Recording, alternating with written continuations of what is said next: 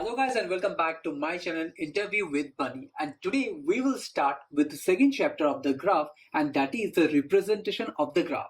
So in our previous video we have seen some of the important concept of graph, like different terminologies of the graph, like what is a node, what is an edge, what is a vertex of a graph, what is a path, what is a directed, undirected, and so many things. So we have mostly covered all the theoretical aspect of the graph that is required for you to understand the basic principle and the basic concept of the graph. And today we will try to go a bit deeper into the coding session, and we will try to understand that how a complex data structure such as graph can be represented in our computer with the help of the Java code. So since this channel mostly prefers Java as a language, so I will code it in Java. But even if you are from other coding language, do not worry, this will be a generalized video where you can easily understand the concept that how we represent a graph in our computer. So let's start with today's video. But before moving forward, if you like this video and if you found this video useful, please do not forget to like, share and subscribe to my channel so that you never miss an update from my side and you're always ready for your next interview.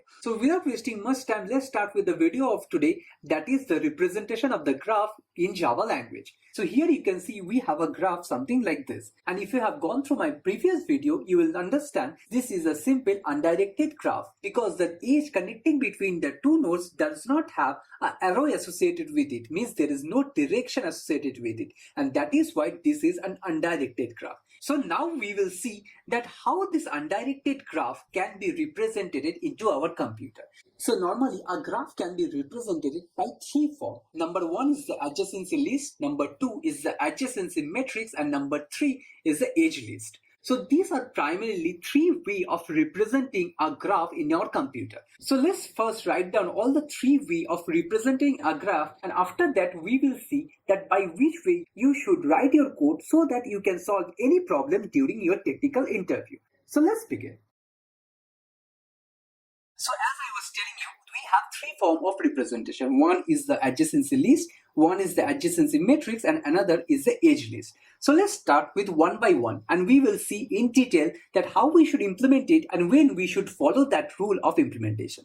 So let's start with the adjacency list. So as the name suggests, you can understand that whenever we are telling is the adjacency list, means there should be a list that is applied for this representation.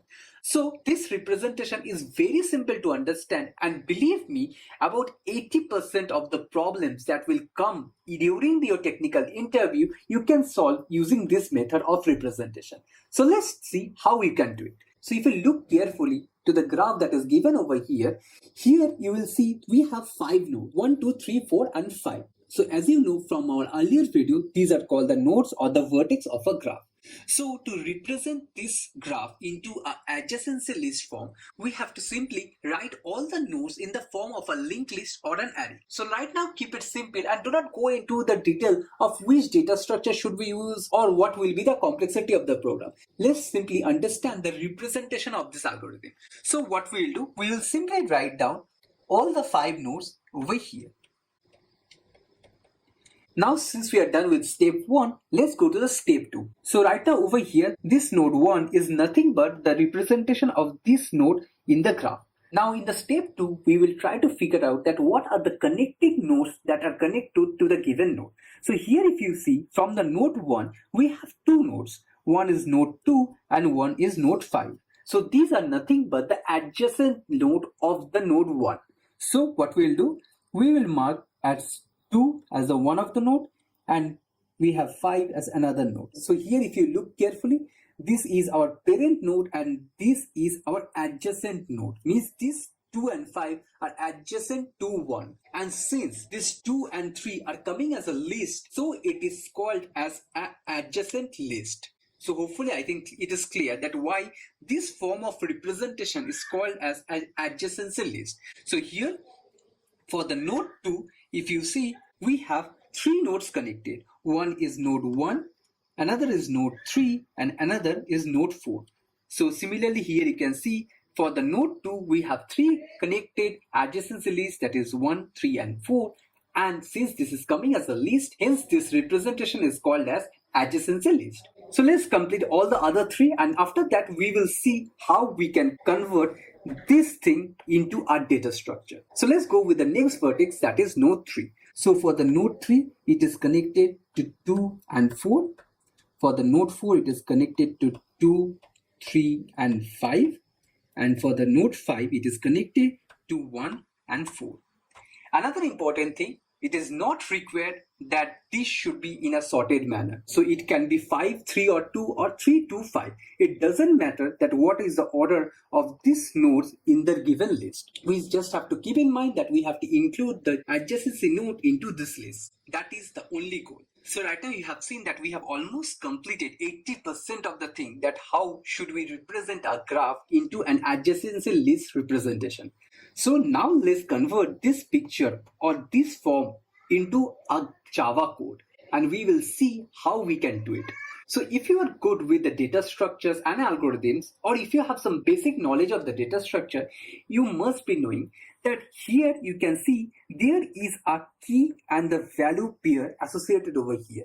So if you consider this can be a key and this can be a value.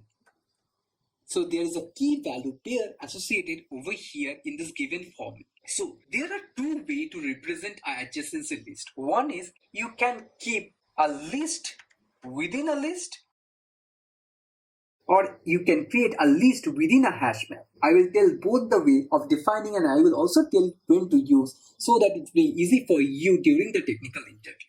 So it can be. So you can represent this adjacency list in both the two ways. One is the list or another is the map. In most of the books or anything, you will find this representation. Means a list within a list. Because of the fact, here if you see, this is one of the node of a list. So if you know, this is a normal list of integers, where you have nodes like 1, 2, 3, 4 and 5, and these nodes within the list are pointing to another list, means that have 2, 5, 1, 3, 4 in this way. So you can simply convert this into a list of lists, means this form. But if you try to represent this graph with the help of a list of lists, means in the first way of representation, you will feel a small problem during solving few of the algorithms. Because of the fact, here if you know, a list start with the index of 0, because obviously as it is an array indexed, so list of 0 means the first list over here. But if you see, our node is starting with 1, not with the 0-based indexing. So there will be a small problem that whether we should take a 0-based indexing or we will start with a 1-based indexing. So this can create a little bit of calculation problem during the actual implementation or whenever you are trying to solve a particular problem. And to keep this thing simple, it is better to use a map or a hash map for this implementation, because at that time there is no concept of indexing. You can simply put the value of node as the key, and whatever the adjacency node will be your value. So it is better, or I will keep it simple and I will implement it with the help of a hash map. So let's see how to do it. So what we'll do, we will simply create a hash map where the key is the integer, which is basically nothing but the node or the vertex, and within that there will be a list of adjacency node, which is nothing but some integers.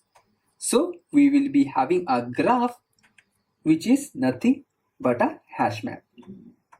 And here if you see this hash map, you can represent it something like this. Means you have the node 1, the node 1 will go as a key, and here there will be an array list like this, and here you will put the value like 2, 5. So here this will form you a array list, and here you are putting a key. If this looks complicated, do not worry.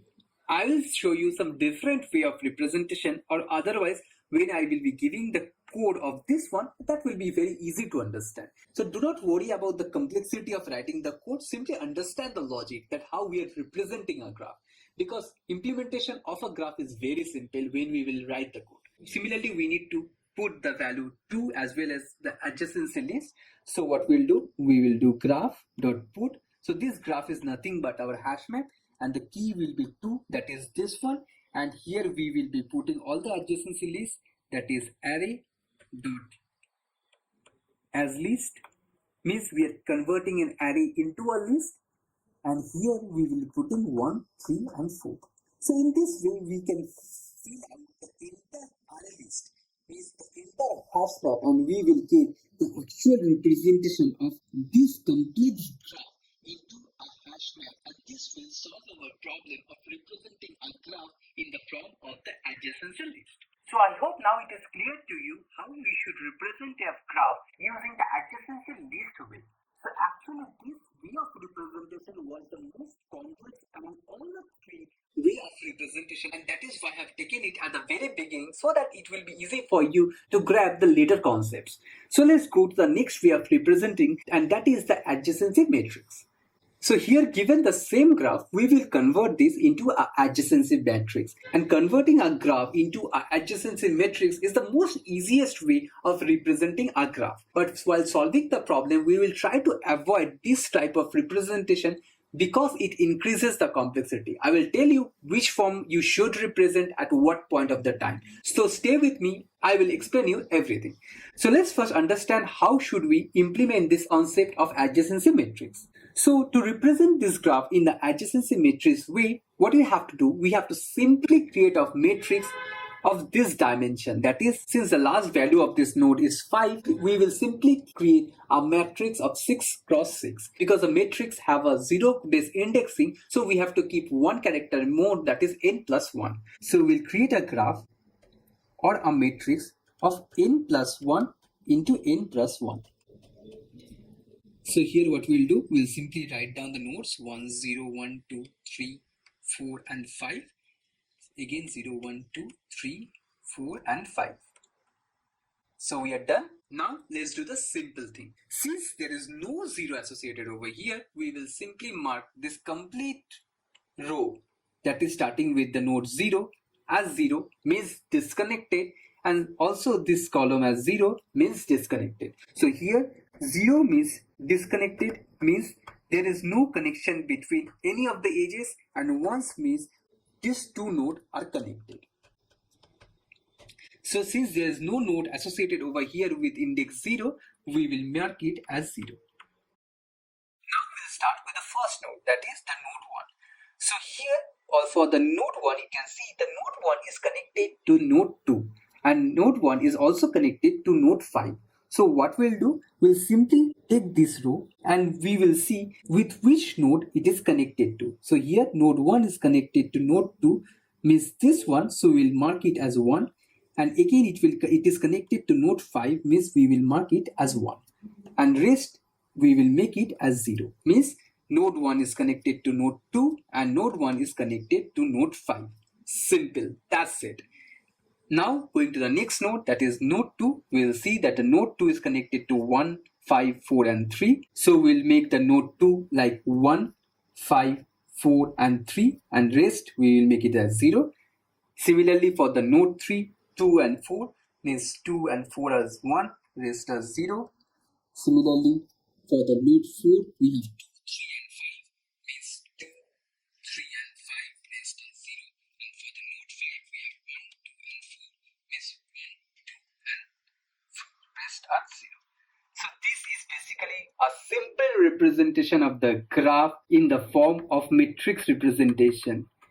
I hope this is very easy to understand and it is very easy to implement because it's just a simple 2D matrix which you have to create. But if you understand it logically, this is actually a bit difficult to traverse because since this is a 2D matrix, so anyway, anytime when you are traversing any of the node, there will be a complexity of n cross n by default. So there will be a bit of complexity that will be associated with this type of implementation, but we will see when we should use it.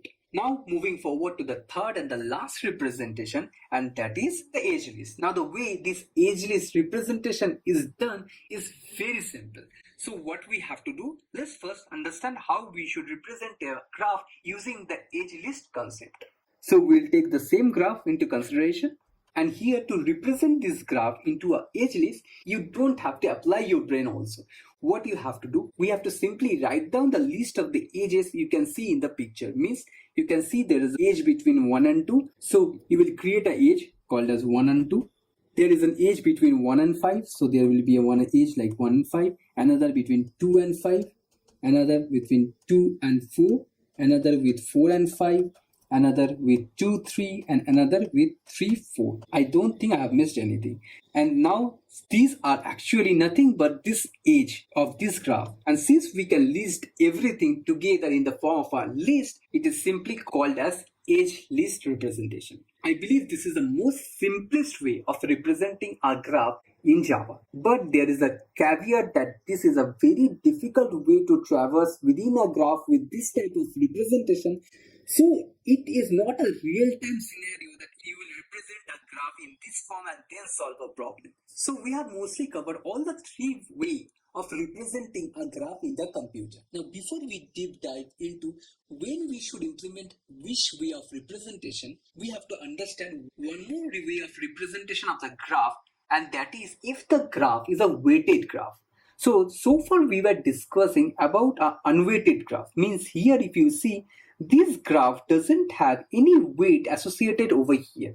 So what does a weight means? So in the graph language, a weight can be any difficulties or any cost of traversing between the two nodes. So let's take a real-time example. For example, this one is nothing but a location. So let's take an example. This is Kolkata. This is Lucknow. This is Delhi. Now the cost of traversing between Kolkata to Lucknow by flight might be 5,000. So the weight of this edge will be 5,000. Similarly, from Lucknow to Delhi, maybe the cost of traversing is 6,000. So the weight of this edge will be 6,000. So this is actually what we call the weight of a graph. So if there is no weight associated in a graph, we call this as an unweighted graph, and it is taken as unit. Means if there is nothing marked, we will take it as 1 unit and simply 1, which we can simply write or not. But if there is a weight associated with the edges, we have to write it with some numbers. And also, since you are giving a number into the edge, we also have to represent that graph using Java, right? And the way of representing a weighted graph in Java is more or less similar the way we have written the unweighted graph. So let's see one by one, and we will do it quite fast. So what we have to do in case of the adjacency list, here if you have seen, we are marking it as a key value pair, where key is nothing but your starting node and value is nothing but the node where it is connecting to, means the adjacency node. But here, instead of just keeping the value, we will also associate the weight or the cost which we need to go there. Means for example, for 1 to 2, we need 5,000 cost. So we will represent it like this. Means from node 1, we can go to node 2 with the value of 5,000. So this is the cost. Similarly, to go to node 5, that is this one, let's take an example. The cost of traversing is 1,000. So we will represent it as 5, 1,000.